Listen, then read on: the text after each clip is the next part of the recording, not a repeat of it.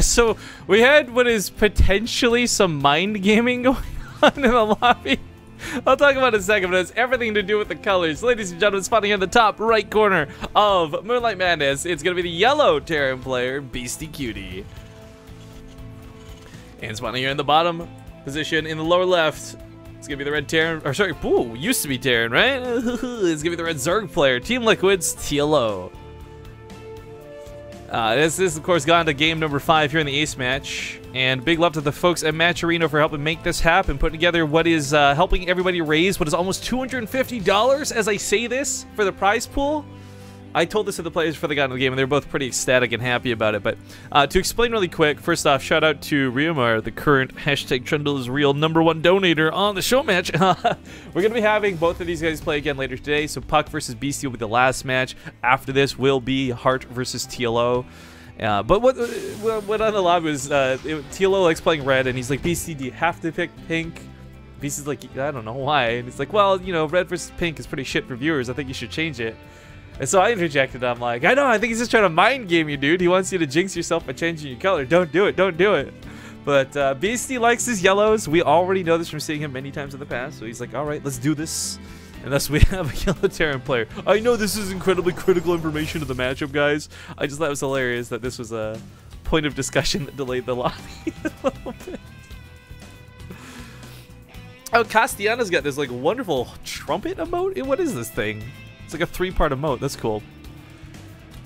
Anyways, once again, thank you guys for watching the ads and all that good stuff today. But thank you for participating in this test run with MATCHERINO. Never used them before. This is already going incredibly well. As long as they actually pay the players, then today's awesome for everybody. But of course, don't you guys worry. They seem like pretty good folks. I met the guy briefly at TwitchCon who runs things. He seems like a pretty cool dude. And of course, he came on earlier to explain and talk about things. And I'm very excited to continue, hopefully, working with these guys in the future.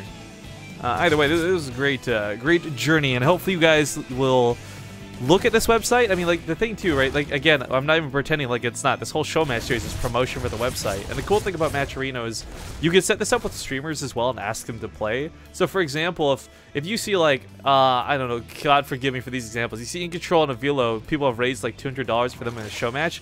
They might not have ever thought to reach out to each other for a show match, but if they see people have put up money for it, then they're like, damn, well, let's fucking play. Or maybe they want to set up their own show match individually, you know, so forth and so forth. So I see a lot of really cool potential for this website. I like it.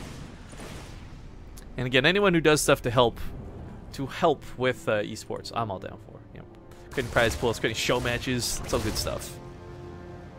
Someone asking who makes these map intros. Used to be me and Flamga, but Flamga has long since been out of esports, sadly. QQ. This new guy, Origa Capella, has been helping me a little bit, but for the most part, we make our own map intros. And we pick our own really terrible music. This Reaper's probably going to die. I don't think he's going to get out of here alive. Got some scouting. Saw the Roach War and saw no layer timing, which was pretty important to see. But also saw the lack of gases. Only a couple of extractors actually taken up to this point for TLO.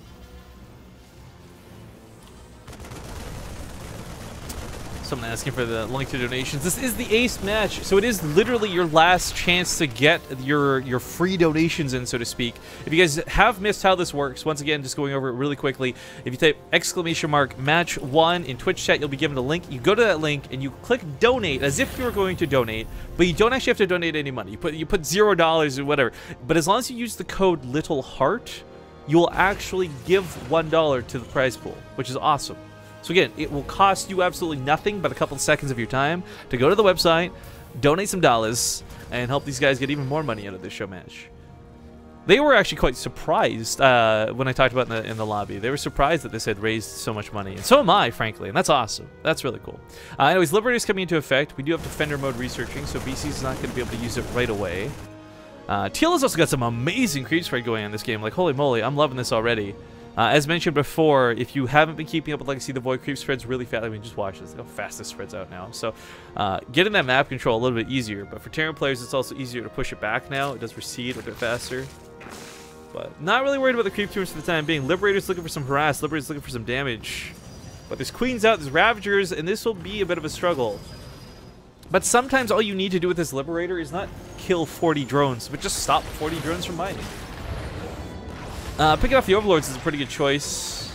But, yeah, range on the Ravagers. I don't think you can actually reach that from here.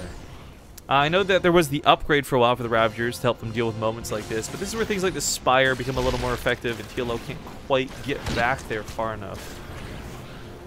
Little unfortunate. TLO is going to have to pull off on mining for the time being.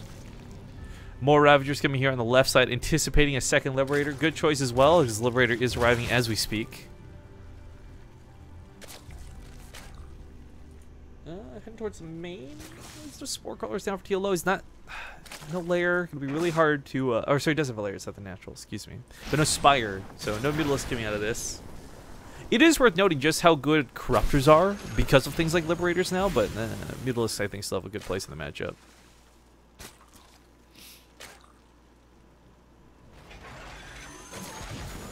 Solo for Beastqt, while this goes on, it's not like this is a big dedicated all-in. Getting a couple of kills here and there, moving away with the Liberator, stays alive. Back at home, yeah, it looks fine. I do wonder, though, and this is a real serious, very sincere curiosity for me. Like, we see Liberators do great damage like this, and that's cool, but I can't help but wonder, like, would Banshees come back into this matchup? If players aren't building Spore Crawlers anyways, if there's not really a lot of detection, could a Cloaked Banshee potentially get more damage than the Liberator that gets shut down?